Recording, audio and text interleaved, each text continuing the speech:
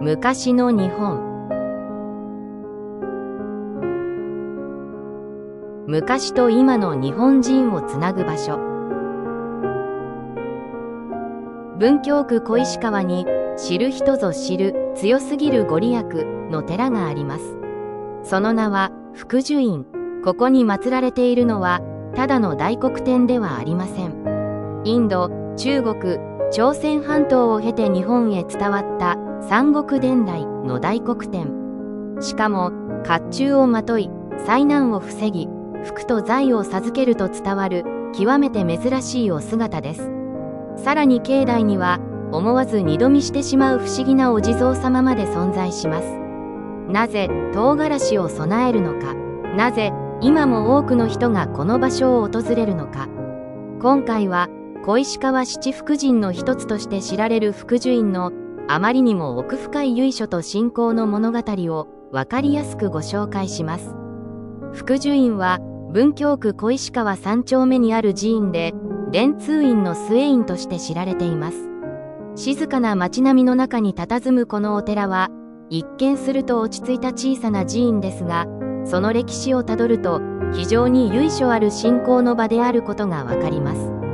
本尊は三国伝来の大黒天。この三国伝来という言葉には特別な重みがあります。それはこの大黒天像がインドで生まれ、中国、そして朝鮮半島を経て日本へと伝えられたという由緒を示しているからです。長い時代と複数の文化圏を超えて受け継がれてきた尊像が今東京小石川の地に祀られている。それだけでもこの寺の特別さが伝わってきます。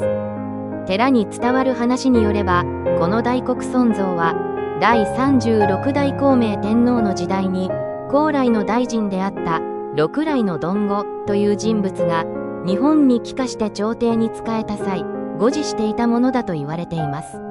異国から海を越え日本へともたらされた大黒天。その存在は単なる仏像というより時代を超えて守り継がれてきた祈りそのものだったのかもしれません。その後この尊像は豪州、現在の近江の国蒲生郡から江戸へ移されます。そして蓮通院第36世霊陽上人によって現在の福寿院の地に祀られました。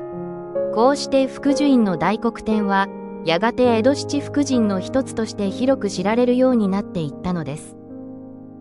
ここで注目したいのがこの大黒天のお姿です。一般的に大黒天といえば柔和な表情で打ち出の小槌を持つ姿を思い浮かべる方も多いかもしれません。しかし福寿院の大黒天は一味違います。なんと身に甲冑をつけているのです。この甲冑には外から降りかかる災難を防ぐという意味が込められているとされます。さらに右手には宝袋、左手には方々を持ち人々に福禄を与えると伝えられてきました。つまりこの大黒天は財福を授けるだけではなく災厄から身を守る力も併せ持つ非常に力強い存在として信仰されてきたのです。守りと恵み、その両方を兼ね備えた大黒天だからこそ多くの人々がこの場所に願いを託してきたのでしょう。特に参拝者が多くなるのが木のエネの日です。木のエネの日は60日に一度巡ってくる特別な日で大黒天との縁が深い吉日として知られています。この日には福を願う人々が多く訪れ縁日も経ったと伝えられています。60日に一度しか巡ってこないからこそその1日には特別な意味が宿る。人々はその機会を逃すまいと足を運び商売繁盛、家内安全、厄除け、そして開運を祈ってきました。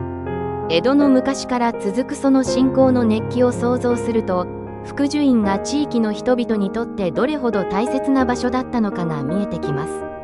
そして福寿院を語る上で外せないもう一つの存在があります。それが門を入ったところにある唐辛子地蔵です。名前を聞いただけでも印象に残りますが、その由来を知るとさらに強く心に残ります。明治時代の中頃、唐辛子が大好きなおばあさんがいました。しかしそのおばあさんは持病の喘息に苦しんでおり、医者からは唐辛子を止められていたといいます。それでも好きなものを断つことができず、食べ続けるうちに亡くなってしまいました。その話を気の毒に思った近所の人々がおばあさんを憐れみ、地蔵尊を作って唐辛子を供えたのが始まりだと伝えられています。けれどこの話はそこで終わりません。その後、喘息に苦しむ人々がこの地蔵尊に祈願すると症状が良くなり、お礼として唐辛子を供えるようになったと言われているのです。悲しい出来事から始まった信仰がやがて人々の救いへとつながっていった。唐辛子地蔵にはそんな民間信仰ならではの切実さと温かさが宿っています。ただ珍しいだけではありません。そこには病に苦しむ人を何とか救いたいという庶民の願いが込められているのです。